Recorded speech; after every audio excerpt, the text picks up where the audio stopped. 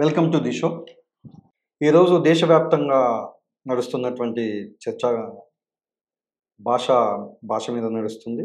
కేంద్ర ప్రభుత్వము ఆ, హిందీని ఇంపోజ్ చేయాలనే డెసిషన్ తీసుకుంది. దానికి సంబంధించినటువంటి భారతదేశ వ్యాప్తంగా దాని మీద ఒక ప్రముఖంగా చర్చ నడుస్తుంది మీడియా ఛానల్లో. కానీ ముఖ్యంగా దక్షిణ భారతదేశంలో దీని మీద అధికంగా చర్చ నడుస్తుంది. తమిళనాడు దీన్ని పూర్తిగా వ్యతిరేకిస్తుంది. దాని గురించి ఈరోజు చర్చ చేయడానికి మన ముందు షహబాజ్ గారు ఉన్నారు. అసలు హిందీ భాషను ఇంపోజ్ చేయడం వల్ల ప్రాంతీయ భాషలకు వచ్చేటటువంటి నష్టం ఏంటిది, ఆ నష్ట నివారణ చర్యల కింద కేంద్రం ఏమన్నా చర్యలు తీసుకుంటుందా, తర్వాత అసలు దీన్ని ఇంతగా అపోజ్ చేయడానికి అంటే ప్రాంతీయ భాషలకు హిందీని ఇంపోజ్ చేయడం వల్ల ప్రాంతీయ భాషలకు వచ్చినటువంటి ప్రధానమైనటువంటి నష్టం ఏంటిది, అట్లాగే మనకి రాష్ట్రంలో కూడా ఇంటర్మీడియట్ బోర్డు మనకి రెండవ లాంగ్వేజ్గా సెకండ్ లాంగ్వేజ్గా సంస్కృతిని ఇంపోజ్ చేస్తుంది. అది చేయడం వల్ల కొంతమంది ఇక్కడ ఉన్నటువంటి నార్త్ ఇండియన్స్, ప్రముఖంగా నార్త్ ఇండియన్స్ మేము తెలుగు నేర్చుకోము అని ఈ మధ్య కాలంలో ప్రచారం జరిగినట్టు వార్తా విశేషాలు కూడా వస్తున్నవి. మరి నార్త్ ఇండియన్స్ ఇక్కడ తెలుగు నేర్చుకున్నప్పుడు సౌత్ ఇండియన్స్గా నార్త్ ఇండియన్ భాషను మనం ఇక్కడ ఉన్న వాళ్ళు ఎందుకు నేర్చుకోవాలి? వీటిని ఈ విషయాలపైన మనం కూలంకషంగా చర్చించడానికి షహబాజ్ గారితో మనం మాట్లాడదాం. నమస్తే షహబాజ్ గారు. భారతదేశ వ్యాప్తంగా హిందీని ఇంపోజ్ చేయడంలో అసలు కేంద్ర ప్రభుత్వానికి ఉన్నటువంటి ఉద్దేశం ఏంటిది? అసలు దీన్ని ఎందుకు భారతదేశ వ్యాప్తంగా హిందీని ఇంపోజ్ చేయాలనుకుంటున్నారు? అసలు భాష యొక్క ప్రాముఖ్యత ఏంటిది? అసలు భాష దేనికి వాడతారు? భాష యొక్క ప్రాముఖ్యత ఏంటిది? ఈ భాషలు ఎప్పుడు మనుగడలోకి వచ్చినాయి? వాటి గురించి కొంత క్లుప్తంగా చెప్పే ప్రయత్నం. ముందుగా మనం ఒకసారి భాషకు సంబంధించిన విషయాలు చూసినట్లయితే చెప్తారు, ఇంగ్లీష్లో ఒక ప్రోవర్బ్ ఉంది, language is the road map for the culture, okay, and it tells where the people are from and where the people are going. ప్రజలు ఎక్కడి నుంచి వచ్చినారు, ఎటువైపు వెళ్తున్నారు అని చెప్పేది భాష. ప్రపంచంలో ఏ మనుషుల్ని తీసుకున్నా కానీ వాళ్ళ యొక్క ఉనికి, వాళ్ళ యొక్క ఐడెంటిటీ అన్నది భాష పైన ఆధారపడి ఉంటుంది. ఈరోజు మనం చూస్తున్న సందర్భాన్ని కేంద్ర ప్రభుత్వం ఏవైతే భాషకు సంబంధించిన చర్యలు తీసుకుంటుందో పూర్తిగా దక్షిణ భారతదేశానికి ఒక లొంగని చరిత్ర ఉందన్నట్టు. ఆధిపత్య సంస్కృతికి దక్షిణ భారతదేశం ఎన్నడూ కూడా లొంగలేదు. ఇక్కడున్న చరిత్ర వేరు, ఇక్కడున్న చైతన్యం వేరు, ఇక్కడున్న సంస్కృతి వేరు, ఇక్కడున్న భాషల స్వరూపం సమూహం కూడా వేరు. అయితే ఎలక్షన్ల సందర్భం కానివ్వండి, లేకపోతే మత కలహాలు కానివ్వండి, లేకపోతే కులాలకు సంబంధించిన గొడవలు కానివ్వండి, లేకపోతే వివిధ అంశాలు ఏవైతే గొడవల కిందికి వస్తాయో ఎప్పుడు కూడా దక్షిణ భారతదేశ సంస్కృతికి ఇక్కడున్న ప్రజలకి ఏంటిది అంటే ఒక రకమైన చైతన్యం ఉంది. అనవసరమైన దాంట్లో వేలు పెట్టరు, అవసరం ఉన్న దాంట్లో వేలు పెట్టినప్పుడు ఏంటిది అంటే ఖచ్చితంగా సాధించుకొని తీరుతారు దక్షిణ భారతదేశ ప్రజలు. ఇప్పుడు కేంద్ర ప్రభుత్వం దాదాపు 10-12 సంవత్సరాల నుంచి చూస్తున్నట్లయితే ఏ విధంగా దక్షిణ భారతదేశం పైన దాడి చేయాలి, ఏ విధంగా తనకు అనుకూలంగా మలుచుకోవాలనే ప్రయత్నంలో ఉంది. ఆ ప్రయత్నంలో భాగంగానే న్యూ ఎడ్యుకేషన్ పాలసీ పేరుతోని ఈరోజు ప్రభుత్వం ఏం చేస్తుంది అంటే దక్షిణ భారతదేశానికి ఉన్న చరిత్రను తుంచేయడానికి, చరిత్రను తుడిచేయడానికి, ఇక్కడున్న ఐడెంటిటీ ఏదైతే ఉంటుందో, ఇక్కడున్న వారసత్వం ఏదైతే ఉంటుందో దాన్ని పోగొట్టడానికి చర్యలు తీసుకుంటుంది. అది హిందీ భాషను ఒక టూల్గా వాడుకుంటూ, ఒక సాధనంగా వాడుకుంటూ ముందుకు తెచ్చి దక్షిణ భారతదేశాన్ని లొంగ తీసుకునే ప్రయత్నం చేస్తుంది. ఇంకొకటి, భాషలు ఏవైనా ప్రపంచంలో మీరు తీసుకోండి, చాలా అంటే ఒక వ్యక్తి ఒక భాష నేర్చుకున్నాడు అంటే ఇట్ షేప్స్ ది థాట్స్ అన్నట్టు చెప్తారు. అంటే మన ఆలోచన విధానాన్ని భాష అన్నది మారుస్తుంది. ఒక భాషని మనం నేర్చుకున్నట్లయితే ఆ భాషకి సంబంధించిన పూర్వపరాలు, ఆ భాషకు సంబంధించిన చరిత్ర ఏదైతే ఉంటుందో ఆ చరిత్రకు తగ్గట్టుగానే మనం మాట్లాడతాము, ఆ చరిత్రకు తగ్గట్టుగానే నిర్ణయాలు తీసుకుంటాం అన్నట్టు. అయితే ఇప్పుడు హిందీ భాషని మన ముందు ప్రవేశపెట్టి బలవంతంగా హిందీ మన పైన రుద్దే ప్రయత్నం చేస్తుంది అంటే దాని అర్థం ఏంటిది? మీరు తెలుగులో కానివ్వండి, తమిళంలో కానివ్వండి, మలయాళంలో, కన్నడంలో, లేకపోతే ఇక్కడ ఉన్న దక్షిణ భారతదేశానికి సంబంధించిన భాషల్లో ఏదైతే చరిత్ర ఉందో దాన్ని మీరు మర్చిపోవాల్సింది రాబోయే రోజుల్లో. హిందీలో ఏదైతే చరిత్ర ఉంది, ఇది ఎవరికి సంబంధించిన చరిత్ర ఉంటుంది? ఆర్యన్ అంటే ఇండో ఆర్యన్ పీపుల్ కి సంబంధించిన చరిత్ర ఉంటుంది. వాస్తవానికి దానికి ఇక్కడ దక్షిణ భారతదేశానికి సంబంధించి అక్కడ చెప్తున్నది ఏంటంటే ఆధిపత్య ధోరణి అన్నట్టు. మీరు కాదు ఇది కాదు మీరు చదవాల్సింది, మేము చెప్పింది మీరు చదవాలి, మేము చెప్పింది మీరు రాయాలి, మేము చెప్పింది మీరు చేయాలి, లేదు చేయకపోతారా మేము ఏం చేయాలో చేస్తాం, బలవంతంగా మీ పైన రుద్దుతాం, బలవంతంగా మిమ్మల్ని లొంగ తీసుకునే ప్రయత్నం చేస్తాం. అందుకే ఇప్పుడు మనం తమిళనాడులో చూస్తున్నాం, అక్కడ ఉన్న చైతన్యం వేరు, అక్కడున్న వాళ్ళ ప్రజల్లో ఉన్న ఆవేశము, ఆగ్రహం, భాషకు సంబంధించి, వాళ్ళ కల్చర్కి సంబంధించి, వాళ్ళ చరిత్రకు సంబంధించి మనం ఏ విధంగా వాళ్ళు నిర్ణయాలు తీసుకుంటున్నారో ప్రతి ఒక్క పార్టీ, అన్ని రాజకీయ పార్టీలు అక్కడ బద్ధ శత్రువులైన 2-3 రాజకీయ పార్టీలు కూడా భాషకు సంబంధించిన సమస్య వచ్చినప్పుడు ముందుకు వచ్చి మాట్లాడుతుంది. ఎందుకంటే దానివల్ల నష్టం అటువంటిది అన్నట్టు. రాబోయే రోజుల్లో నీ ఐడెంటిటీని నువ్వు కోల్పోతావు అన్నట్టు, నీ భాషని నువ్వు మర్చిపోయినట్లయితే నీ పునాదుల్ని నువ్వు కోల్పోతావు అన్నట్టు. ఇది సాంస్కృతికంగా దాడి చేయడమే అంటారు. 100%. చూడండి, సామ్రాజ్యవాదం ఒకటి ఉంటుంది, వలసవాదం ఉంటుంది, పెట్టుబడిదారీ వ్యవస్థ ఉంటుంది, ఇంతకుముందు ఏంటిదంటే భూస్వామ్య వ్యవస్థ. ఈ నాలుగిటికి కూడా ఏంటిది అంటే ఇంటర్ కనెక్షన్స్ ఉంటాయి. ఈ నాలుగిటికి చాలా దగ్గర సంబంధాలు ఒకటి దానిపైన ఒకటి ఆధారపడి ముందుకు వెళ్తూ ఉంటాయి. అయితే సామ్రాజ్యవాదం మొట్టమొదట చేసేది ఏంటిది అంటే భాష పైన దాడి చేస్తుంది. అందుకే ఆంగ్లేయులు కూడా భారతదేశంలో అడుగుపెట్టినప్పుడు ఏం చేసినారు, ఫస్ట్ ఏంటిదంటే వాళ్ళు ఎక్స్ప్లాయిట్ చేసింది, లేకపోతే ఇక్కడ ఏమైనా చెడగొట్టినారు అంటే భాష. భారతదేశంలో ఏవైతే భాషకు సంబంధించిన మూలాలు ఉంటాయో, ఇక్కడ ఏవైతే ఇండిజినస్ భాషలు ఉంటాయో వాటిపైన దాడి చేసి, భాష తర్వాత మళ్ళీ సంస్కృతి తర్వాత చరిత్ర, భాషని తుడిచేసి తర్వాత సంస్కృతిని మొత్తం కనుమరుగు చేసేసి తర్వాత చరిత్రను కనుమరుగు చేసే ప్రయత్నం. ఇది దేనికోసము? కట్టు బానిసలుగా మార్చుకోవడం. అంటే నేను చెప్పింది నువ్వు రాయాలి, నేను చెప్పింది నువ్వు వినాలి, నేను ఏదైతే కట్టుబట్టలు వేసుకుంటానో ఆ కట్టుబట్టలు వేసుకోవాలి, నాకు అనుకూలంగా నువ్వు మారాలి. ఎందుకంటే నువ్వు వేరే రకంగా ఆలోచించినవు అంటే ఏదో ఒక రోజు నువ్వు శత్రువుగా మారుతావు. నా ఆలోచన విధానం వేరు, నీ ఆలోచన విధానం వేరు. నీ ఆలోచన విధానం అట్లా ఉండకూడదు, నా ఆలోచన విధానం ప్రకారమే నీ ఆలోచన విధానం పనిచేయాలి. ఒకవేళ నా ఆలోచన విధానానికి తగ్గకుండా నువ్వు పనిచేస్తున్నావు అంటే ఏదో ఒక రోజు, ఇప్పుడు కాకపోయినా రాబోయే రోజుల్లో నువ్వు ఇంకోలాగా ప్రవర్తించే అవకాశం ఉంది. నువ్వు ఇంకోలాగా ప్రవర్తించడం వల్ల నా వ్యాపారానికి నష్టం కావద్దు అనే ఉద్దేశంతోనే సామ్రాజ్యవాదం ఏం చేస్తుంది అంటే మొట్టమొదట భాష పైన దాడి చేస్తుంది.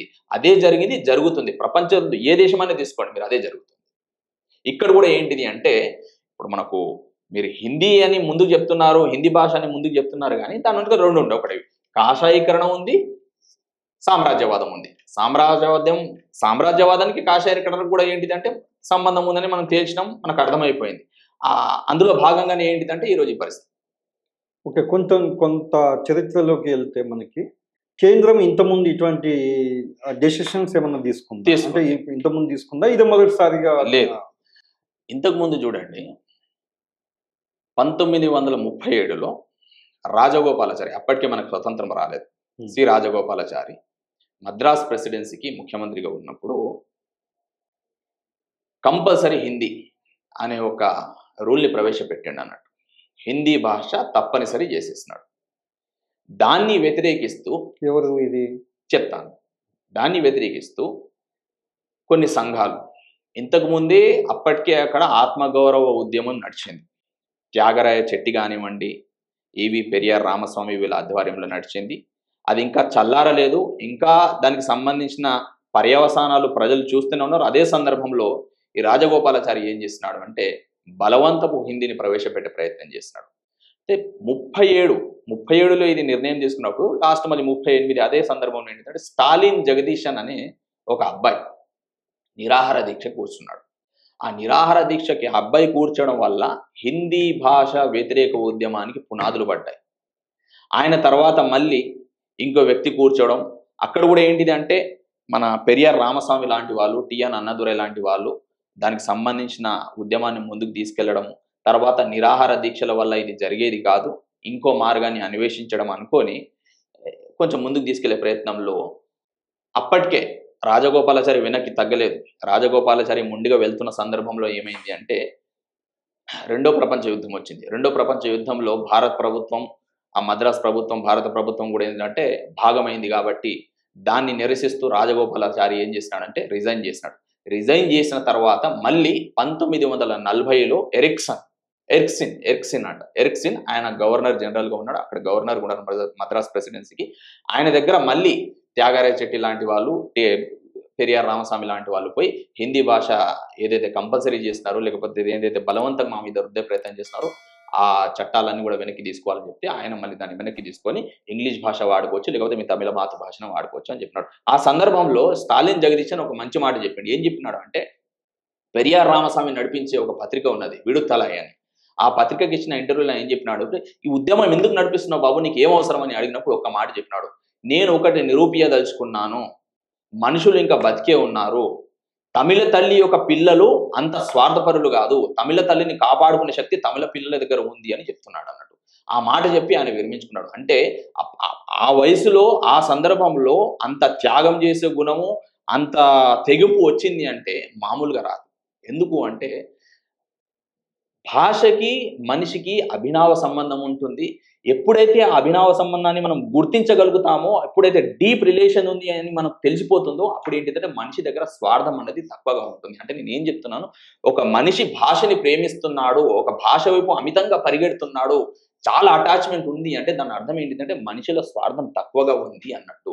కాదు నాకు భాషకి ఏమైపోయిన సందర్భం లేదు, నా చరిత్రకి ఏమైపోయిన సందర్భం లేదు, నా సంస్కృతికి ఏమైపోయినా ఏం లాభం లేదు అనుకున్న సందర్భంలో అతనిలో స్వార్థం పెరిగింది అన్నట్టు. అయితే ఈ భాష సైకలాజికల్గా ఏంటిది అంటే, భాషకున్న అటాచ్మెంట్ కానివ్వండి, సంస్కృతికి ఉన్న అటాచ్మెంట్ ఏంటిది అంటే, సైకలాజికల్గా మనిషిలో ఉన్న స్వార్థం యొక్క లెవెల్స్ ఎంతవరకు ఉన్నాయి అనేది కూడా తెలుపుతుంది అన్నట్టు. అయితే మనం ఈరోజు మాట్లాడుతున్నాము అంటే కొంచెం స్వార్థం లేదు అన్నట్టు, మాట్లాడట్లేదు అంటే ఖచ్చితంగా మనం స్వార్థపరులుగా మారడం అన్నట్టే. అయితే ఈ సందర్భంలో దాని తర్వాత మళ్ళీ కేంద్ర ప్రభుత్వం ఏంటిది అంటే, ఈ మద్రాసులో జరిగిన ఉద్యమాల తర్వాత మళ్ళీ 1963, 64 ఆ సందర్భంలో ఏంటిది అంటే హిందీని జాతీయ భాష కాదు అధికార భాషగా గుర్తించడం జరిగింది. దాని తర్వాత కూడా మళ్ళీ వ్యతిరేక ఉద్యమాలు రావడం, తర్వాత హిందీ మాత్రమే కాదు 1965లో మళ్ళీ ఇంగ్లీష్ కూడా ఏంటిది అంటే అఫీషియల్ లాంగ్వేజ్గా గుర్తించి హిందీ మరియు ఇంగ్లీష్ రెండు కూడా ఏంటిది అంటే అధికార భాషగా మనము భావిస్తున్నాము. మీరు చట్టాల్లో కానివ్వండి, శాసనాల్లో కానివ్వండి దీన్ని వాడొచ్చు అన్నట్టు రెండు భాషలు ఉండడం వల్ల ఆ ఉద్యమం అన్నది హిందీ వ్యతిరేక ఉద్యమాలు ఏవైతే అప్పటికి పునాదులపైన నడిచి ముందుకు వెళ్ళే సందర్భంలో కొంచెం చల్లబడ్డాయి అన్నట్టు. మళ్ళీ ఇప్పుడు ఏంటిదంటే కేంద్ర ప్రభుత్వం కొరివితో తలగొక్కోవాలనే ప్రయత్నంలో కావాలనే దాన్ని మళ్ళీ చిచ్చురేపే ప్రయత్నం చేస్తుంది మనం అనుకోవచ్చు. ఓకే. ఇప్పుడు ఈ హిందీ భాష ఉద్యమం, వ్యతిరేక ఉద్యమం కావచ్చు, తర్వాత డీలిమిటేషన్‌కు సంబంధించినటువంటి ఉద్యమాలు కావచ్చు, దక్షిణ భారతదేశం నుండి కూడా ఒక్క తమిళనాటనే ఎందుకు బాగా ఎక్కువగా వ్యతిరేకత వస్తుంది? అనుకున్నంత రేంజ్‌లో తెలుగు రాష్ట్రాలైనటువంటి తెలంగాణ గానీ, ఆంధ్రప్రదేశ్ గానీ, లేకపోతే అటు కర్ణాటక గానీ, లేకపోతే ఇటు కేరళ గానీ, వీటి నుంచెళ్ళి అనుకున్నంత వ్యతిరేకత ఎందుకు రావట్లేదు? ఒకవేళ మనకి ఇదే హిందీ భాషను ఇంపోజ్ చేస్తున్నప్పుడు నిజంగా కల్చరల్ అంటే ఒక కవి అంటాడు, అంటే సైనిక దాడి కన్నా సాంస్కృతిక దాడి మహాప్రమాదకరం అంటాడు. అంటే మనిషి జీవనాన్ని అతలాకుతలం చేసేదే కల్చరల్ అటాక్ అని చెప్తాం కదా. మరి ఇంత పెద్ద ఎత్తున ఒక హిందీని ఇంపోజ్ చేయడం దక్షిణ భారతదేశం మీద కానీ, టోటల్ భారతదేశం ఈశాన్య రాష్ట్రాలు తీసుకుంటే ఈశాన్య రాష్ట్రాలకు కూడా హిందీకి ఏం సంబంధం లేదు. అట్లాంటిది అక్కడ జాతుల్లో విభిన్నమైనటువంటి జాతులు ఉన్నాయి, విభిన్నమైనటువంటి సంస్కృతులు ఉన్నాయి, ఆ సంస్కృతులకు విభిన్నమైనటువంటి భాషలు ఉన్నాయి. వీటిని ఇంత వ్యతిరేకించడానికి ఓన్లీ తమిళనాడుని ఎందుకు ఈ ఉద్యమాలు మనకి ప్రముఖంగా కనపడుతుంది? అంటే ప్రముఖంగా అంటే ఎక్కడో దగ్గర అడపాదడపా జరగవచ్చు, మనకి దృష్టికి రాలేకపోవచ్చు, కానీ జరుగుతున్నంతలో మనకి తమిళనాడునే మనకు వ్యతిరేకిస్తున్నట్టు ఎక్కువగా కనపడుతుంది. దానికి ఏమన్నా ముఖ్య కారణాలు ఏమన్నా ఉన్నాయా? తమిళనాడు ప్రభుత్వాలు కానివ్వండి, తమిళనాడు ప్రజలు రాబోయే ప్రమాదాన్ని ముందుగానే పసిగట్టినారు. వాళ్ళు చాలా ఫోర్సైట్ తోని ఉన్నారు కాబట్టి ఎక్కువ వ్యతిరేకత అక్కడి నుంచి వస్తుంది. తమిళనాడు ఎప్పుడైనా కానీ భాషకు చూడండి, తమిళనాడు అంటేనే ప్రపంచవ్యాప్తంగా మీరు తమిళ్ అని పేరు చెప్పినారంటే రెండోది ఎంబడ మనకు గుర్తొచ్చే పదం ఏంటిదంటే భాష, లాంగ్వేజ్ అని గుర్తొస్తుంది. ఎందుకంటే వాళ్ళ పునాదులు, వాళ్ళ చరిత్ర, వాళ్ళ రాజకీయాలు అన్నీ కూడా భాషని పట్టుకొని పోతాయి అన్నట్టు వెనక. అందుకే తమిళనాడులో ఇది ఒకటి ఉంది. దాంతోపాటు ఏంటిదంటే పక్కన కర్ణాటకలో కూడా ఏంటిదంటే సిద్ధరామయ్య కూడా చాలా ప్రయత్నాల్లో ఉన్నాడు. సిద్ధరామయ్య లేకపోతే అక్కడ ఉన్న కర్ణాటకలో కొంతమంది కూడా ఏంటిదంటే కన్నడకు సంబంధించి వాళ్ళ పోరాటాలు వాళ్ళు చేస్తున్నారు. కానీ తమిళనాడుకి అంటే తమిళనాడులో ఏ విధంగానైతే వ్యతిరేకత వస్తుందో వేరే రాష్ట్రాల్లో రావట్లేదు, అది నిజమే. మరీ ముఖ్యంగా ఘోరంగా ఏంటిదంటే మన తెలుగు రాష్ట్రాలు ఎప్పుడైనా ఏంటిది అంటే ఏ రాజకీయ పార్టీ అయినా కానివ్వండి, లేకపోతే ఏ ముఖ్యమంత్రి అయినా కానివ్వండి, కేంద్ర ప్రభుత్వానికి తొత్తులుగా బానిసలుగా ఉంటారు. మన దగ్గర కాంగ్రెస్ ప్రభుత్వం ఉన్నా కానీ ఈ కాంగ్రెస్ ప్రభుత్వం కేంద్రంలో ఉన్న బీజేపీ ప్రభుత్వానికి ఏంటంటే తొత్తు అని ప్రజలు చెప్తున్నారు, ప్రజలు అనుకుంటున్నారు. ఇంకా చంద్రబాబు గురించి మనం చెప్పాల్సిన అవసరం లేదు. వాళ్ళు తీసుకుంటున్న చర్యలు భాషకు సంబంధించి చూడండి, మన రాష్ట్రంలో విద్యార్థులను ఎట్లా తయారు చేస్తున్నారు అంటే 10వ తరగతి 12వ తరగతి చదివిన వాళ్ళకు కూడా ఏంటిది అంటే తెలుగులో వాళ్ళు రాయలేని పరిస్థితి. ఒక వాక్యం సరిగా రాయలేరు, 2 వాక్యాలు సరిగా చదవలేరు. వాళ్ళకు తెలుగు వార్తలు చెప్పేటోళ్ళు కూడా వార్తా మాధ్యమాల్లో కూడా ఏంటిదంటే తెలుగు పదాలు అంటే ఇంగ్లీష్ పదాలు లేకుండా ఒక వాక్యం చెప్పలేని పరిస్థితి. ఇంత పరిస్థితి ఏర్పడింది అంటే దానికి కారణం ఎవరు? ఇక్కడున్న ప్రభుత్వాలు పెట్టుబడిదారి విధానానికి చాలా దగ్గర సంబంధాల్లో ఉన్నాయి అన్నట్టు.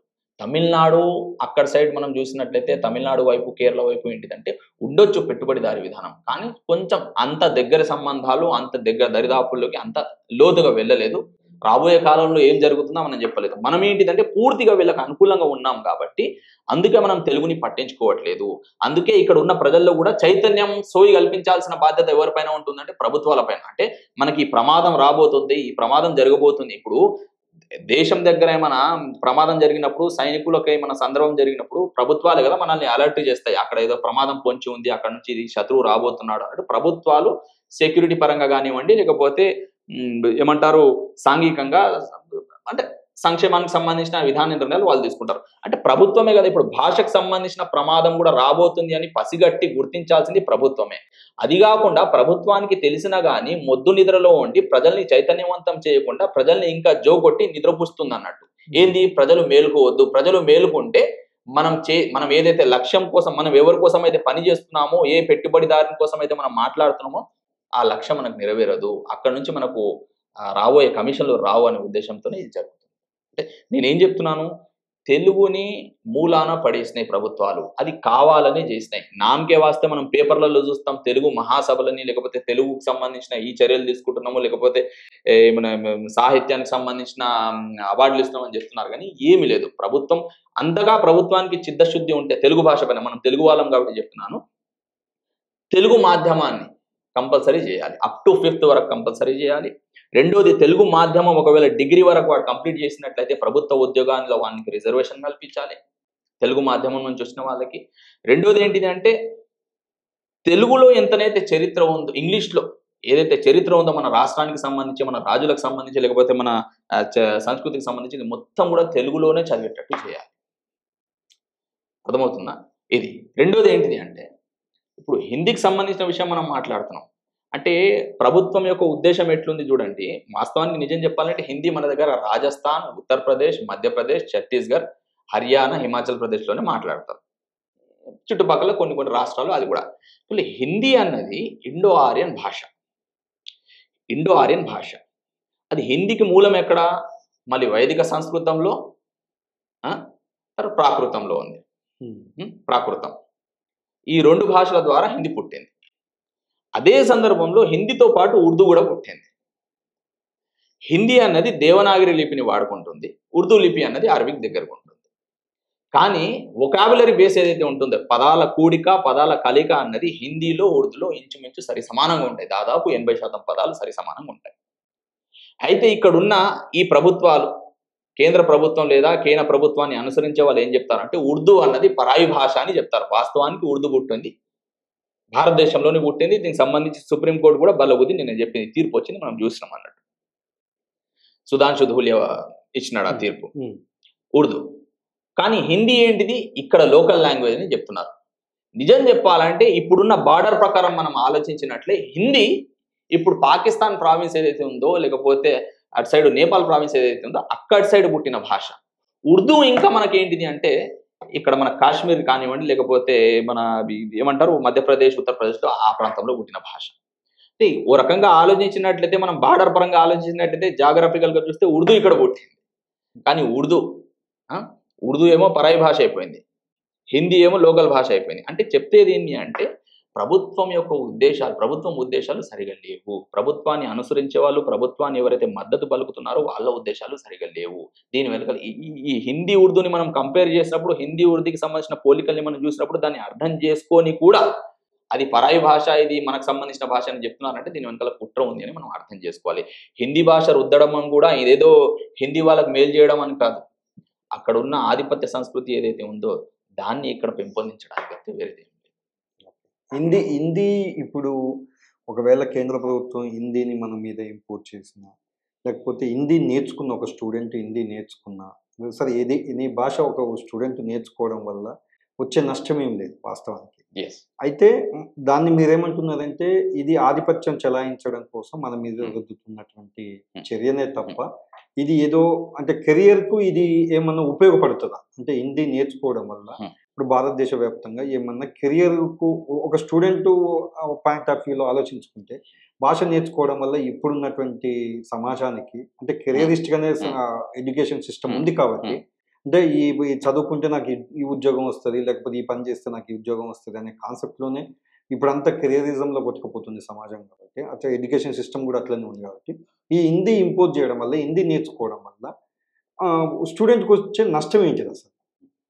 స్టూడెంట్కు అది ఒకవేళ మీరు అన్నట్టు ఆధిపత్యం చెలాయించడం కోసము ఆరియన్స్ ఇటు దక్షిణ భారతదేశం మీద దాడి చేసే ప్రయత్నంలో భాగంగానే హిందీని ఇంపోజ్ చేస్తున్నారు అనేది మీరు అంటున్నమాట. దానికి అసలు నేర్చుకుంటే ఒక భాష నేర్చుకోవడం వల్ల ఒక ప్రయోజనమే కదా, ఇంకా దానికి వెనకాల ఏమైనా నష్టాలు ఉన్నాయంట? సరే, ఆధిపత్యం అని చెప్తున్నాం, కెరీర్ అని మీరు మాట్లాడుతున్నారు. ప్రపంచవ్యాప్తంగా వలసవాద విధానం ఏమైంది అంటే ఏం తయారు చేసింది? ఇంగ్లీష్నే కెరీర్ ఓరియంటెడ్ లాంగ్వేజ్గా తయారు చేసింది. ఇప్పుడున్న పరిస్థితుల్లో ఇప్పుడున్న దాని గురించి మనం మాట్లాడితే హిందీని కెరీర్ ఓరియంటెడ్ లాంగ్వేజ్గా మార్చడం అన్నది సాధ్యపడదు. చైనా వాళ్ళు చైనీస్ భాషను మార్చుకున్నారు. ఎందుకంటే చైనా వాళ్ళు 99% మంది చైనీస్లోనే మాట్లాడతారు. వాళ్ళ ప్రోగ్రామింగ్ చైనీస్లోనూ, వాళ్ళ ఉద్యోగాలు కూడా చైనీస్లోనే ఉంటాయి. నేను ఇక్కడ ఏం చెప్పదలుచుకున్నాను అంటే మనమే ఏంటిదంటే అనాలోచితంగా ఏంటిదంటే ఇంగ్లీష్ భాషకి అభివృద్ధికి సంబంధం ఉంది, ఇంగ్లీష్ భాషకి కెరీర్కి సంబంధం ఉంది అనుకుంటూ ఇంగ్లీష్ భాష వైపు వెళ్ళాం. అక్కడ వెళ్ళి హిందీని నిర్లక్ష్యం చేసుకున్నారు. ఆ ప్రాంతం వాళ్ళకి చెప్తున్నాం. అక్కడ వెళ్ళి తెలుగుని కూడా నిర్లక్ష్యం చేసుకునే ప్రయత్నం చేస్తున్నాం. అయితే ఇప్పుడు హిందీ వల్ల వచ్చిన నష్టం ఏంటిది పిల్లలకి అని మీరు చెప్తున్నారు. ఒక చిన్న ఉదాహరణ చెప్తాను. మీరు ఒక హోటల్ పెట్టుకొని ఒక ప్రాంతంలో ఉన్నారు. మీ హోటల్ బాగానే నడుస్తుంది, రోజు 100 మంది వచ్చి తినిపోతున్నారు. అదే ప్రాంతంలోకి నేను వచ్చి ఇంకో హోటల్ పెట్టినాను. ఏమవుతుంది? మీ గిరాకీ తగ్గుతుంది, నాకు కొంచెం వస్తుంది, డైవర్ట్ అవుతుంది. అంటే ఏంటిది? మీ ప్రాముఖ్యత తగ్గింది, నా ప్రాముఖ్యత పెరిగింది. మీ గుర్తింపు తగ్గింది, నా గుర్తింపు పెరిగింది అన్నట్టు. భాషకు సంబంధించిన విషయంలో కూడా ఏంటిది అంటే రాను రాను పరిస్థితి ఎట్లా తయారవుతుంది అంటే మీ తెలుగు కానివ్వండి, లేకపోతే మన తమిళం కానివ్వండి, లేకపోతే మలయాళం కానివ్వండి, మాట్లాడే వాళ్ళు మెల్లమెల్లగా క్రమేణా తగ్గే అవకాశం ఉంటుంది. ఎందుకంటే వాళ్ళు హిందీ నేర్చుకొని హిందీ వైపు వెళ్ళే అవకాశం ఉంటుంది. అక్కడ భాషకు దెబ్బ పడుతుంది. కాదు, ఇప్పుడు ఏం చెప్తున్నారు? భాషలు నేర్చుకోవడంలో తప్పేముంది అని చెప్తున్నారు. మేమేం చెప్తున్నామంటే నేర్చుకోవడంలో తప్పు లేదు. నేర్చుకోవాలనుకున్న వాళ్ళు ఎక్కడైతే నేర్పిస్తారో అక్కడికి పోయి నేర్పిస్తారు. మీరు మా దగ్గర మా భాష నడుస్తున్నప్పుడు, మా భాష మాట్లాడుతున్నప్పుడు అక్కడికి వచ్చి ఇది కూడా నేర్చుకోండి అని చెప్పడం తప్పు అని చెప్తున్నాం. ఇప్పుడు తెలంగాణలో సెకండ్ లాంగ్వేజ్ కింద తెలుగు కాకుండా సాంస్క్రిట్ని ఇంపోర్ట్ చేస్తున్నారు కదా ఇంటర్మీడియట్ స్కూళ్ళలో. దీనిపైన మీ ఉద్దేశం? చూడండి, తెలంగాణ గత ప్రభుత్వాలు కానివ్వండి, ఇప్పుడున్న ప్రభుత్వం కానివ్వండి, భాషకు సంబంధించిన విషయంలో, మరీ ముఖ్యంగా తెలుగు భాషకు సంబంధించిన విషయంలో సీరియస్గా లేవు. ఎందుకు అంటే ఇంతకు ముందున్న ప్రభుత్వాలు శాసనాలు, ఎన్ని సర్కులర్లు తెలుగులో వస్తున్నాయి? ఇప్పుడు తెలుగులో రావు, ఇంగ్లీష్లోనే వస్తాయి.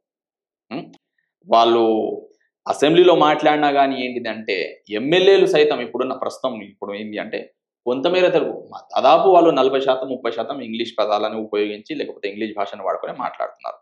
అంటే ప్రభుత్వం ఎందుకు కట్టుదిట్టంగా తెలుగుని కాపాడడానికి, తెలుగుని ప్రోత్సహించడానికి, తెలుగు భాషని ముందుకు తీసుకెళ్ళడానికి చర్యలు తీసుకోవట్లేదు?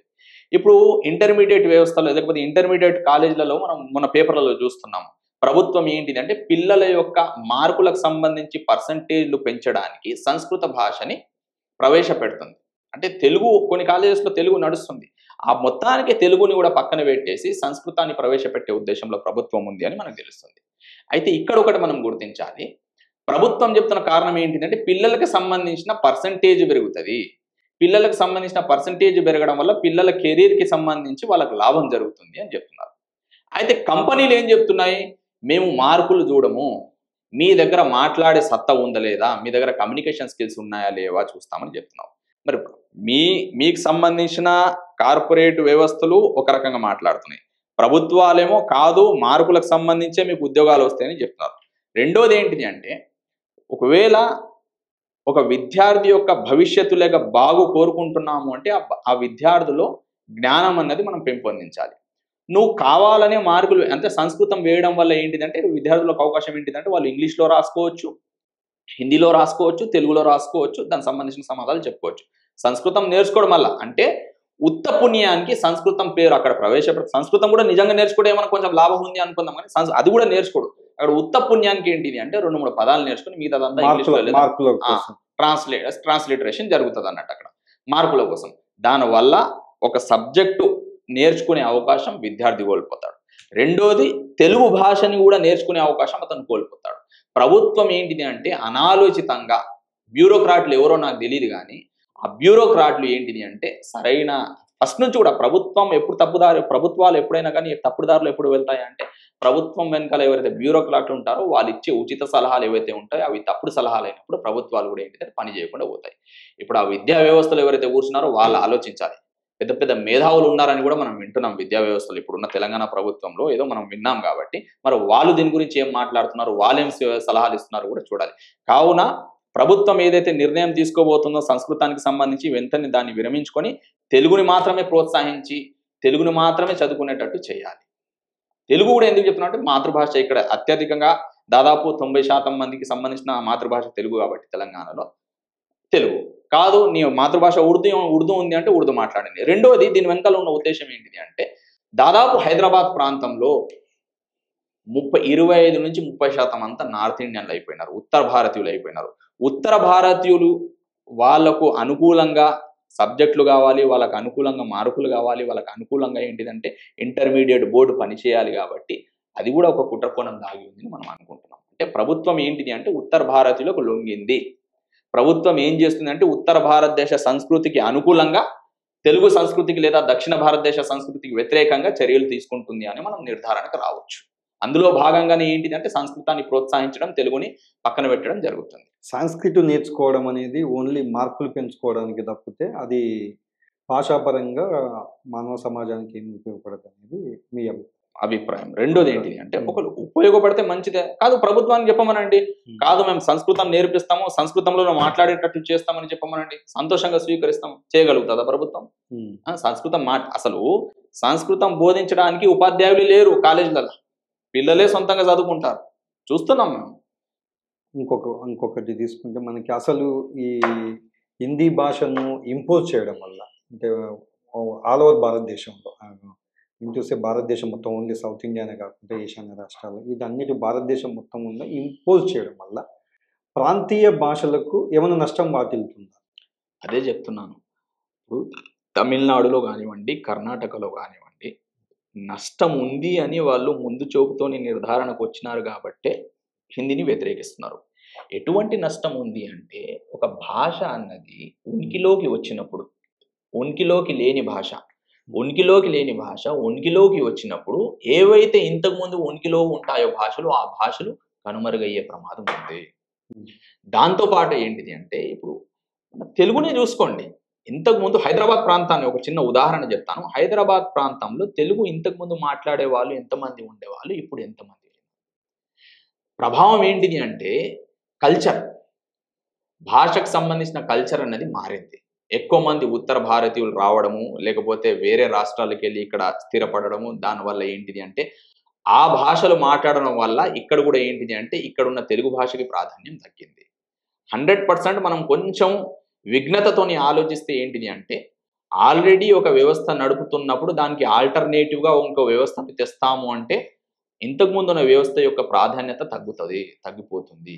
అది ఇప్పుడు ఈ హిందీ భాషను ఇంపోజ్ చేయడం వల్ల చరిత్రకారులను కానీ చరిత్రకు సంబంధించినటువంటి విషయాలను కానీ నార్త్ ఇండియాకు సంబంధించినటువంటి చరిత్రను సౌత్ ఇండియాకు ఏమైనా ట్రాన్స్ఫర్ చేసే ప్రయత్నం చేస్తున్నారంట. జరుగుతుంది. నార్త్ ఇండియా అంటే ఉత్తర భారతదేశానికి సంబంధించిన చరిత్ర గానివ్వండి, అక్కడున్న సంస్కృతి గానివ్వండి, అక్కడున్న సాంప్రదాయాలు అన్నీ గూడా దక్షిణ భారతదేశంలోకి డంప్ చేయబడుతున్నాయి. దక్షిణ భారతదేశంలోకి ట్రాన్స్‌ఫార్మ్ చేయబడుతున్నాయి. ఎట్లా అంటే ఒక చిన్న ఉదాహరణ, మనం ఎవరిని తప్పుపట్టట్లేదు, ఎవరికి వ్యతిరేకంగా మాట్లాడట్లేదు. మనకు ఒక 10 సంవత్సరాల క్రితము ఒక రాజుకు సంబంధించి, శివాజీ మహారాజుకు సంబంధించి ఇక్కడ ఉన్న తెలుగు ప్రజలకి ఎంత అవగాహన ఉన్నది మనం ఆలోచించాలి. ఇప్పుడు ఆ శివాజీ మహారాజ్‌ని తెలుగు ప్రజలు గూడా వాళ్ళ యొక్క ఐకాన్ లాగా లేకపోతే ఒక ఐడెంటిటీ లాగా భావిస్తున్నారు. వాస్తవానికి ఆయనకి మహారాష్ట్రకి దగ్గరి సంబంధం. ఆయన మహారాష్ట్రకు చెందిన వ్యక్తి. కానీ అప్పుడున్న పరిస్థితుల్లో మనము అల్లూరి సీతారామరాజు గురించి మాట్లాడేవాళ్ళం. అప్పుడున్న 15-20 సంవత్సరాల క్రితం అల్లూరి సీతారామరాజు గానివ్వండి, లేకపోతే పుచ్చలపల్లి సుందరయ్య గానివ్వండి, లేకపోతే తెలుగు రాష్ట్రానికి సంబంధించిన వ్యక్తుల గురించి, గొప్ప వాళ్ళ గురించి మాట్లాడేవాళ్ళం. కానీ రాను రాను ఎప్పుడైతే ఇక్కడ భాషా ఆధిపత్యం జరుగుతుందో, లేకపోతే హిందీ భాష రూపంలో, లేకపోతే హిందీ మాట్లాడే వాళ్ళ రూపంలో భాషా ఆధిపత్యం జరుగుతుందో, ఆ భాషా ఆధిపత్యం ద్వారానే వాళ్ళకి సంబంధించిన చరిత్ర, వాళ్ళకి సంబంధించిన సంస్కృతి కూడా మెల్లమెల్లగా మనలోకి ట్రాన్స్‌ఫార్మ్ అవుతున్నాయి. ఆ ట్రాన్స్‌ఫార్మ్ కావడం వల్ల మనలో ఏవైతే చరిత్ర దాగి ఉందో, లేకపోతే మనలో ఏదైతే సంస్కృతి ఉందో, మన సంస్కృతి లేకపోతే మనకు సంబంధించిన ఐడెంటిటీని మనం మెల్లమెల్లగా కోల్పోతున్నాం. అది ఎక్కించుకుంటున్నాము, ఇది దింపేస్తున్నాం అన్నట్టు. అందుకే మన హోయాసుల గురించి మనం మర్చిపోయినాం, మన విజయనగర రాజుల గురించి మర్చిపోయినాం, మనం చోళుల గురించి, చాళక్యుల గురించి, రాష్ట్రకూటుల గురించి మనకు తెలుసు. వాస్తవానికి మన ప్రాంతాలకు సంబంధించిన వాళ్ళు, మన దక్షిణ భారతదేశానికి సంబంధించిన వాళ్ళు, వాళ్ళ గురించి అడిగితే మన పిల్లలు చెప్పలేని పరిస్థితి. వాళ్ళ గురించి అడిగితే ఒక్క సమాధానం మాట్లాడలేని పరిస్థితి. అదే మనం వేరే నార్త్ ఇండియాకి సంబంధించిన రాజుల గురించి కానివ్వండి, లేకపోతే అక్కడ సంబంధించిన ఏమన్నా ఐడెంటిటీకి సంబంధించి మాట్లాడమని చెప్తే ఇక్కడ మాట్లాడే పరిస్థితి ఏర్పడిందంటే ఎక్కడి నుంచి వచ్చింది ఇది మొత్తం? భాష ఆధిపత్యం వల్ల జరిగిన ట్రాన్స్‌ఫార్మేషన్ ఇది.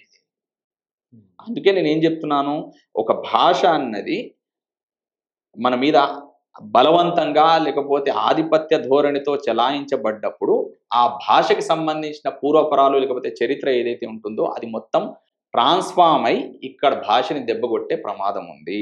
ఇక్కడ చరిత్రని, ఇక్కడ సంస్కృతిని దెబ్బగొట్టే ప్రమాదం ఉంది. అది మన కళ్ళ ముందు కనిపిస్తుంది కొంచెం ఆలోచించినట్లయితే. మళ్ళీ చెప్తున్నాను, మళ్ళీ ఆ మాట మళ్ళీ నేను మాట్లాడాల్సొస్తుంది. ఇంతకుముందు కొంతమంది రాజులకు సంబంధించి మనం మాట్లాడలేదు. అంతగా మనకు అవసరం లేకున్నది. ఇప్పుడు ఆ రాజులకు సంబంధించిన ఎక్కువ మాటలు ఎందుకు మాట్లాడుతున్నాము? మన రాజుల్ని మనం ఎందుకు మర్చిపోయినాము? మన చరిత్రని, మన రాజుల యొక్క గొప్పతనం గానివ్వండి, వాళ్ళకి సంబంధించిన ఆర్కిటెక్చర్ గానివ్వండి, వాళ్ళకి సంబంధించిన యుద్ధాలు గానివ్వండి, ఇవన్నీ మనం ఎందుకు మర్చిపోతున్నాము? మర్చిపోయేటట్టు ఎవరు చేస్తున్నారు? మర్చిపోయేటట్టు భాష చేస్తుందా? ఆ భాషని మన మీద బలవంతంగా ఎవరైతే రుద్దుతున్నారో ఆ ప్రభుత్వాలు చేస్తున్నాయి అన్నది కూడా మనం ఆలోచించాలి. కావున తల్లిదండ్రులు కూడా ఏంటిదంటే ఇంగ్లీష్ అని, లేకపోతే హిందీ అని, లేకపోతే ఇంకో భాష అని వెనక్కి పోవడం మానేసి మన మాతృభాషలో మనం నేర్చుకునే ప్రయత్నం చేయాలి. అది తెలుగు గానివ్వండి, తమిళం గానివ్వండి, ఉర్దూ గానివ్వండి, ఇంకో భాష గానివ్వండి. మీ హిందీ భాష మాతృభాష మీది హిందీ అయితే హిందీ నేర్చుకోండి. కానీ కాదు నువ్వు కూడా మా భాష నేర్చుకోవాలి అనే భయం సృష్టించడం, లేకపోతే ఆధిపత్య ధోరణికి వెళ్ళడం తప్పు. చూశారు కదండి, ఇది discussion with Charan on Hindi imposition మీద ఇప్పటి వరకు ఉన్నటువంటి చర్చా కార్యక్రమం చూసాం. Thanks for watching. Thank you.